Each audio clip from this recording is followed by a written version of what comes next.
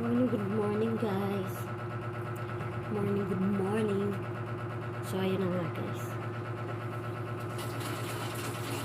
Yung viral ngayon si Mima Alicia. Kasi guys, Duterte na naman ang pinagbibintangan guys. Lahat na lang makita ko sa social media guys about sa politika guys, about sa mga DDS ganun. Pero proud DDS ako guys, kasi idol ko talaga si Tatay Digong guys.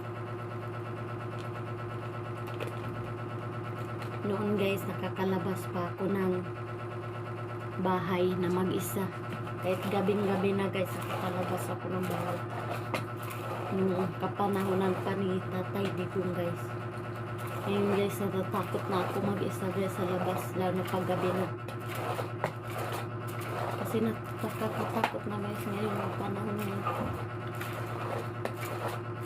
Dami na ng masamang loob sa lansangan guys, lalo na dito tayo sa Maynila guys. Hindi natin maiwasan yun guys.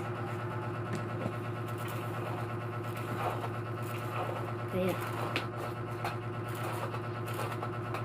sana mabalik yung mga Duterte guys.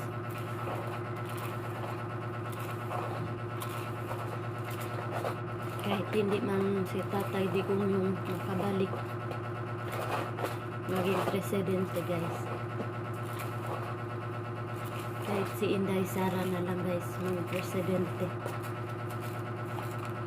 para bumalik yung parang bumalik na din si Tatay Digong guys pag si Sara Duterte ang maging presidente. Kasi nakakatak ng panahon ngayon guys. Nakapanahonan pa ni